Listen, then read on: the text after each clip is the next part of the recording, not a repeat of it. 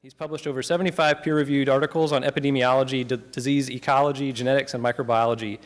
Dave received his master's in microbiology from Colorado State University and his PhD in biology at Northern Arizona University, and was previously the Arizona State epidemiologist. So please welcome Dr. David Engelthaler.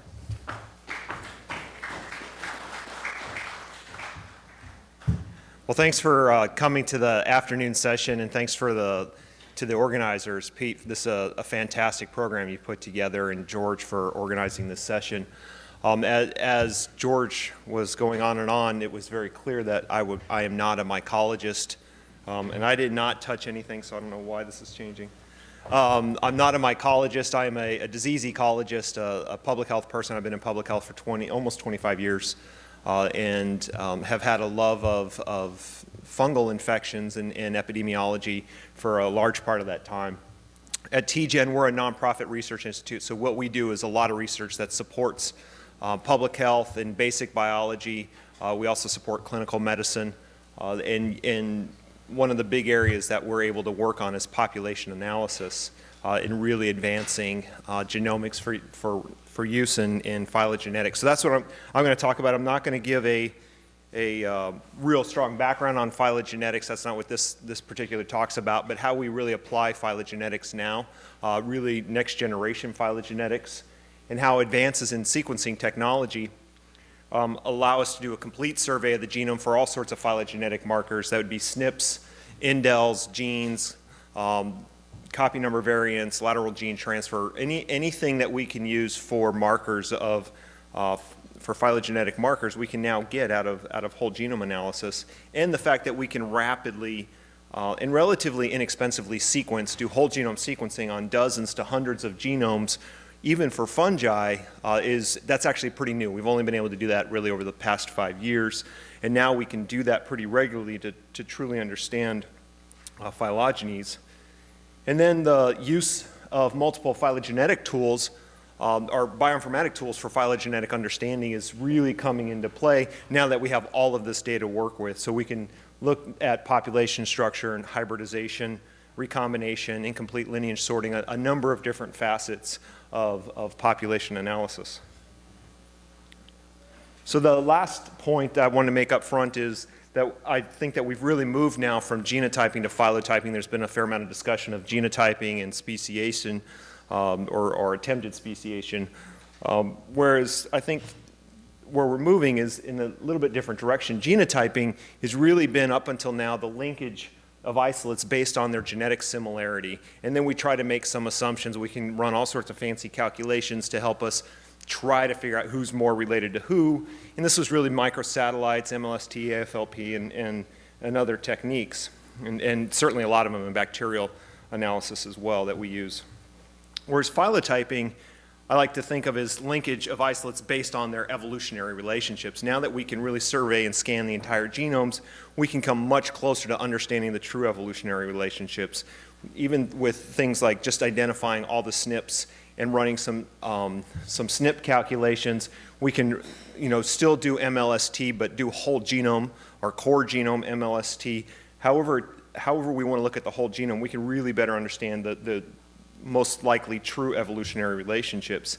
And we do need context for this. We need to understand the whole genomes. I guess some of that just worked. There it is. The whole genomes, but then also we need to be able to sequence and understand entire populations to truly do population genetics. And I'll come back to that in a minute. You'll see more of that. So the application of phylogenetics for a number of different needs, and I'll touch on each of these: ancient dispersal and emerging fungal populations, previously unseen or unexplored environmental fungi, and then looking at outbreaks such as transplant or healthcare contamination. So the actors in the little play today are going to be primarily Cocci and crypto. We've had a fair amount of crypto talk. I don't know if this will be the last one, but I'll try not to dwell too much on it, although it is really fascinating, the studies that we've been able to be part of. Apophysomyces, Exserohilum, and Sarocladium. Some of these are very familiar. Some of these are actually pretty unfamiliar to folks, even in this room. So Cocci, somewhat near and dear to my heart, and those of us that come from the Southwest, It is our disease. It's right in our backyard. I'm not going to go through the epidemiology at all. You'll hear some more about cocci in just a little bit from some of the other speakers. But we do know, and we do look at cocci being in the arid, dry regions of the desert Southwest into Mexico, and then in some focal areas in South America. For me, I want to know, how did it get there? How old is cocci? How did these actually disperse? And is it continuing to disperse? So speaking of genotyping, really the landmark study done by Matt Fisher in John Taylor's lab about 14 years ago, this paper came out, really established the fact that we do have two distinct species of cocci, what was originally called the California and the non-California populations, which are somewhat funny because probably the predominant populations are Possidacea, which is really the non-California. By using by using microsatellites, Matt was able to identify not only these two species, but really start to see that there probably is some structure within these species and subpopulations that roughly match up to geographical regions. But this was also, we know that there's a lot of overlap. It's a little bit messy. It's not a very clean population structure. But by essentially repeating, not strain for strain, but repeating this and looking at whole genome analysis, we're actually able to come up with some very similar population structure. Clearly, this is looking at whole genome, and I'm going to show you some different trees in phylogenetic analysis. Again, I'm not going to dwell on each individual method. We can talk more about those later. But here, this is a Bayesian tree that obviously separates the two species very clearly. This is about 405,000 SNPs that are identified when you look at the entirety of the genus. And then within each of those, we can also see that there is some population structure based off of geography occurring within these species. And I'll really focus mostly on C. Possidacea. If we just do an analysis of the C. Possidacea group, what we can see is that this major clade is the Arizona clade, and almost all of this is Tucson or the southern Arizona region. But there is this particular clade, which is nearly entirely Phoenix, and nearly all the Phoenix strains fit into this clade. So there is a subpopulation that really does seem to be mostly Phoenix specific, as opposed to the rest of this. There's a number of different clades that are really found in a fair amount of diversity found in southern Arizona. This group here, this entire clade is all the Texas, Mexico, and South America strains, all fit in within a distinct subpopulation as well. And then what was also interesting to us is that we found another new subpopulation, which is just entirely made up of Guatemalan isolates. And these are collected over a decade apart. So there's definitely some variation in time, but clearly its own population in Guatemala. We can use a number of different tools to understand these populations. Another Bayesian tool called BAPS helped us identify three distinct populations that are occurring, and those matched up with what we'd already seen: Arizona, Texas, Mexico, South America, and Guatemala. But then also helps us identify admixture so that we can find potentially where we see some sharing of genome or some shared genetic history between the groups. And these two are starred because they're identified in all of the figures as we have shared genetic history across all of the different groups. This is Tucson and Sonora, so that southern Arizona, northern Mexico region, which is pretty interesting. That comes up and time again in these different images, and I'll point it out again in a second, as being as evidence of admixture occurring, but not because of recombination. The ones in Sonora, Mexico, or southern Arizona are not recombining now with South America, but they likely have a shared genomic history. We can also do a strain-by-strain comparison using a tool like fine structure. There's so much on here. I don't have time to even discuss fine structure. I'm happy to discuss further. Again, we're able to identify the distinct populations. We're actually able to see sharing of genomic chunks between each strain. If you look at each one as a recipient and a donor, and it tells us a bit more about not only who's more related to who, but potentially where dispersal may have originated from. One of the things that I didn't show you on the preceding slides was that with an analysis like BEAST, we can actually put a clock on this, and we can either use calibration time points, or we can use known molecular rates, or at least estimated molecular mutation rates to put in there. And by doing that, we can understand when these most recent common ancestors for each of these groups may have occurred. And that allows us to go and do some, what I like to call geospatial phylogenetics. It's also, folks think of phylogeography, but here is we put it on a geospatial time scale, or geologic time scale, and understand dispersal. And so we see that the oldest population is likely here in southern Arizona, northern Mexico, about 700,000 years ago to the most recent common ancestor, well, over 700,000. And then not too far after that, we had the central Arizona, or the Phoenix region population showing up. Then the Texas and Mexico population occurring before South America. So this is occurring again about 700,000, a little bit newer than the original populations.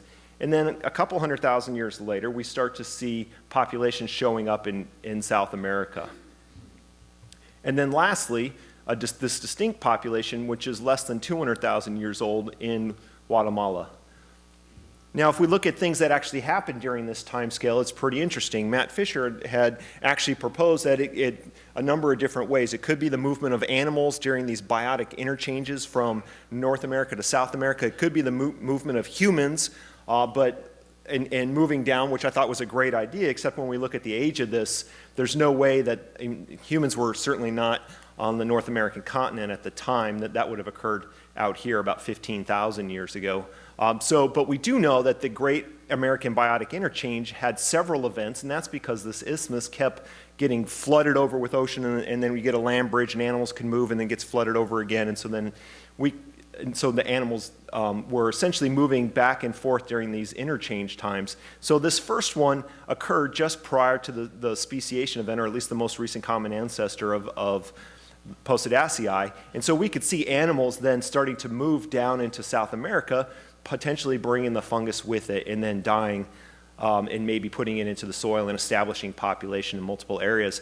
And then the Central American occurring sometime nearly after the fourth interchange, or just before the fourth interchange occurred. And what would happen is a concept called the holding pen, is that as animals moved down, they actually couldn't get across this land bridge until it started to rise up and the waters came down again, and then they move across. And so you have this holding pen and maybe new populations establishing. We also know this is the time that the large canids, the wolf canids, started to move down into South America. So these could match up then with these animal interchanges.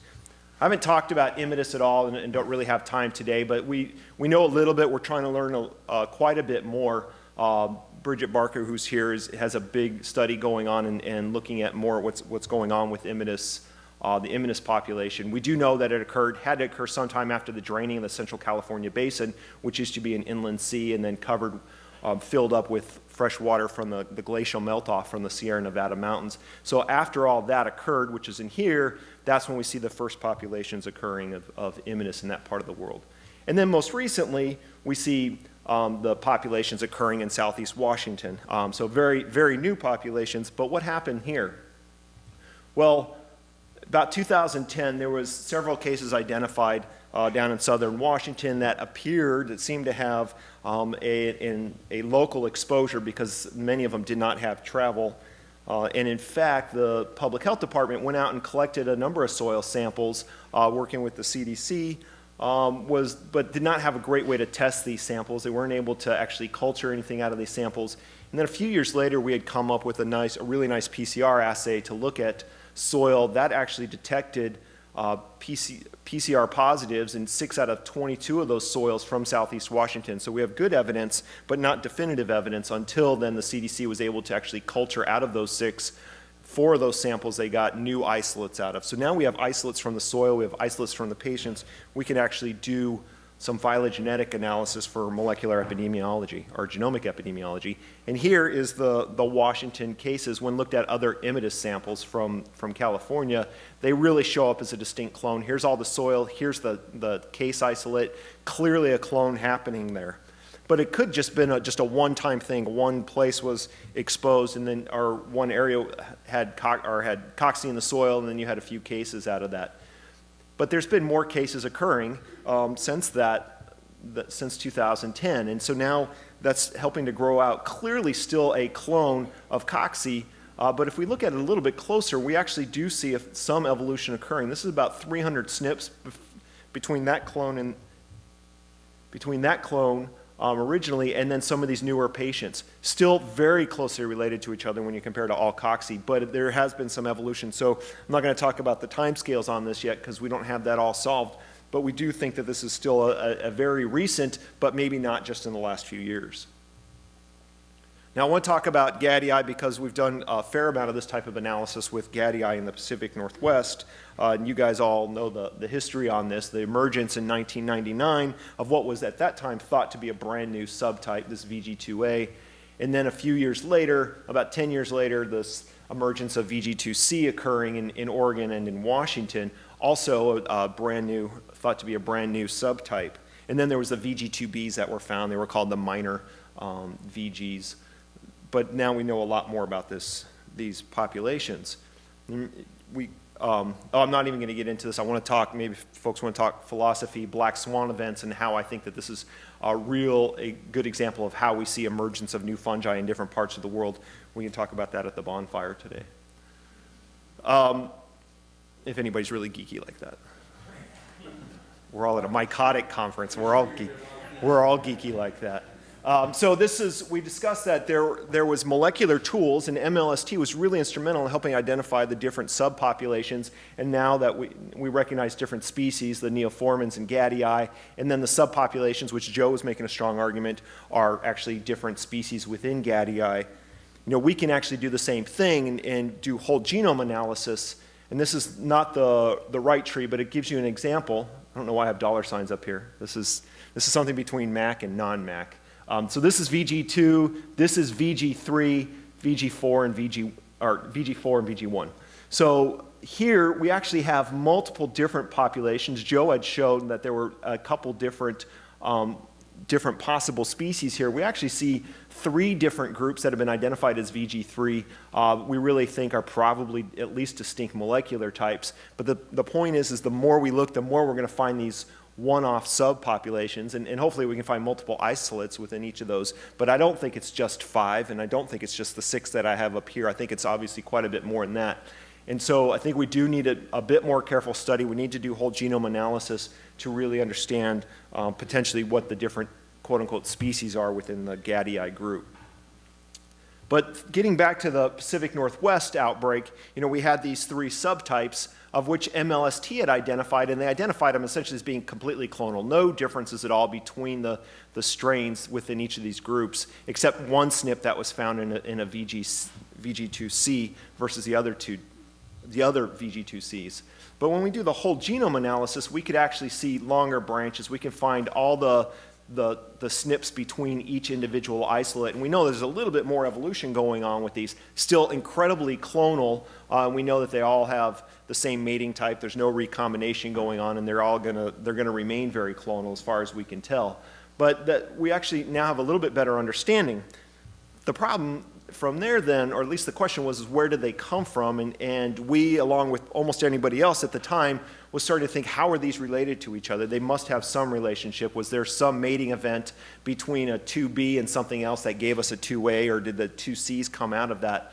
When we were really thinking about it the wrong way. What we needed to do was what Arturo was describing last night, looking at it from a 30,000-foot view and stepping back and looking at the entirety of all VG2s. And that's what we did, is we took every known molecular type of VG2 in the world and did whole genome sequence analysis on those, and then here's a network which really shows more of a radiation event, which I think is a little bit closer to the truth than looking at a phylogenetic tree. We could see here's the clones, 2A, B, and C, and then we could see that these things are labeled by the region of the world. The South American ones all have red circles on them. Now, of course, there's more South Americans than anything else because that's where we have most of our isolates, but they make up the entirety of the diversity of VG2, and it's very strong evidence that it likely came out of South America, that any population that we see anywhere in the world likely originated out of South America, including the ones in the Pacific Northwest.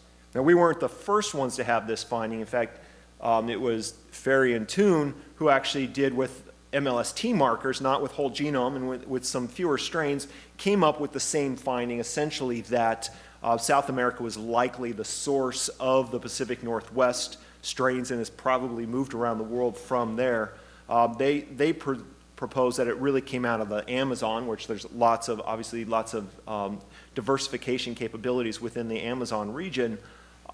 But that was still, just looking at a smaller select group of markers. About the time that we did our study, Blake Billmeyer and Joe and his group at Duke did a similar study looking at maybe lesser strains, but focusing some more on some pretty interesting markers within the genome. I won't go into Joe's study, but looking at the importance also of Australia within this. And then Wieland Meyer, who we've done a lot of the analysis with over the years, focused in on South America, specifically in Brazil with a number of Brazilian researchers, and looking at all the MLST types they could find, and then doing a minimum spanning tree, trying to identify really where did dispersal come out of. And they came up with really a new hypothesis that it came out of the Northeast region, which is more dry lands than the Amazon basin, and which to me actually makes a lot of sense. We can, again, talk about why that might be the origin point, and then a lot of diversification then came out once it moved into the Amazon basin. So I think it's really interesting. Still just MLST. We got to go back and redo all of that with whole genome analysis. And I mentioned we did some most recent common ancestor analysis previously with Cocci, doing it also, trying to understand how old the populations are in the Pacific Northwest. Everybody's been trying to ask this question as well. Using BEAST and a strict clock analysis, so it's fake because we're using a fake mutation rate, like most people who do most recent common ancestor analysis, but at least it might give us a hint. This is the new outbreak, or this is the VG2s that occur in the Pacific Northwest, and we really see a most recent common ancestor around 1983 or sometime in the early 80s, potentially, and that makes sense, maybe being about 30 years old. 35 years old. And then I'll skip that for now. Taking a different route and actually doing a root to tip distance and understanding then the years of isolation for each of these and doing an estimation, found that the y-intercept was right around, sorry, let me skip that one. Here we go. It's Mac doing it to me again. So what I'm not showing you here, the y-intercept is right around 1980. So very similar calculation using a different method that still puts it at probably being about 30 years old before the outbreak occurred, which actually I think is in this case, 20 years old before the outbreak occurred, which is probably pretty likely situation. What we need to do is find out what would have caused it to move into that region during this time or during that decade. But we've also had several years of evolution since these studies were done, and Sean Lockhart at CDC has provided isolates that have come from 2016 from each of these particular genotypes. And if we look just say at VG2C, which we think is a little bit newer population occurring in Oregon and Washington, we see that a most recent common, and here's the new ones from 2016, we see that the most recent common ancestor would have been about 28, 29 years ago, so about 1988 from this point. So maybe occurring similar time frame as VG2C, again, well before we saw the first cases, and enough time for it to establish itself in the environment to allow then for cases to show up a decade or two later. Okay, let me just do a couple other quick applications of phylogenetics. Here with a novel fungus where no one had really done whole genome phylogenetics before. That's with apophysomyces. If you don't remember what that is, this is the mucormycete that we saw after the tornado in Joplin, Missouri. Remember, this is the deadliest tornado in American history that really caused an amazing amount of damage in Joplin. There's a before and after pictures. And maybe more amazing was that we had this outbreak occurring of patients right along the middle of that tornado pathway. Again, this is a study, in all these studies we've done with CDC, that what we were able to do is really look at population analysis of a bug that no one had ever sequenced before. And so we used a number of different tools to assemble genomes and identified some references found from around the world and really established what was going on in Joplin. And these are the isolates from the patient. There's very diverse subpopulations, a lot of population structure occurring there. Oops. And it really didn't matter where you were along the tornado's path as to which subpopulation you got infected with, meaning that it was likely all right at the beginning of the tornado, picked up by the tornado and then carried through as it was going along, or causing abrasions and then infecting people. And then lastly, just to describe then how phylogenetics have been used for some outbreak analysis, really for genomic epidemiology with Coccidioides, Exserohilum, and Sarocladium. First, we were talking about transplants earlier. We know Coccidioides is an opportunistic pathogen, especially with organ recipient patients. In 2010, working with CDC, they had identified 3 solid organ recipients from a common donor that all developed severe valley fever. 2 of the 3 died. The 3rd one was on life support. No samples were available from the donor for testing, and that's because that donor was I think a homeless woman that they just grabbed samples from and disposed of the body, I think in a potter's grave somewhere. There was no other material then for testing. And so what we needed to do was get empirical evidence that they all were donor-derived or if they were naturally infected, which is very common in organ transplants. And so this was work this is the first time then whole genome analysis was actually used for a fungal epidemiology investigation. We were able to show that all 3 patients' isolates were nearly identical, maybe 1 or 2 SNPs between them, as opposed to then C. immitis in the background, especially in California. So this was a lock, and this becomes then a trend. If we're doing epidemiology, this is an incredibly powerful tool to give us proof positive evidence of the source of infection.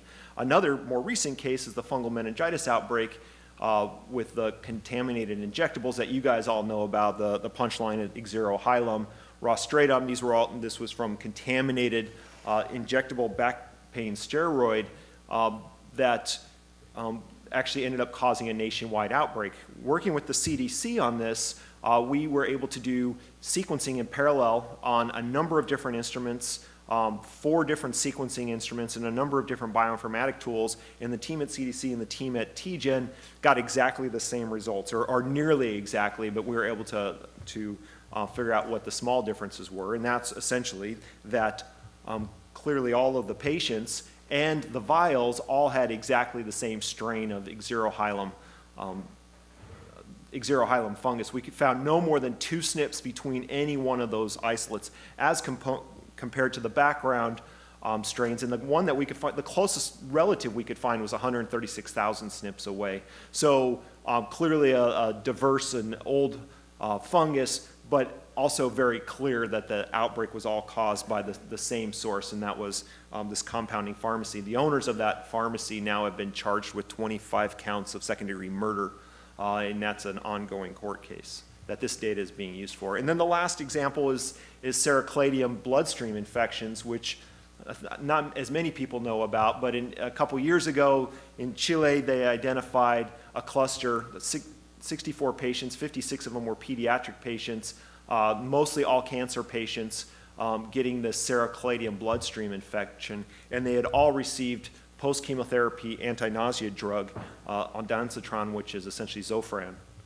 Subsequently, Sarocladium was also cultured from vials of that drug, and then concurrently in Colombia, they also identified 16 cases of bloodstream infection, very same pattern. They originally thought it was something else. These samples, again, were all provided to us by the CDC, and we did this analysis with them, and it shows almost exact same tree as we saw with the Exserohilum. All of the cases had nearly identical genomes, no more than 4 SNPs between any 2 isolates from the patients or the vials from those 2 different countries. So very clear-cut outbreak as opposed to the background. The closest one we could find was about 800 SNPs away, but easy to proof positive what the source of it by using these phylogenetic techniques. Okay, so just to wrap this up, the must-haves for this type of research: we need to have global context to understand local analysis. We can't just do local analysis. We have to really include global context, especially with fungi that we're just really starting.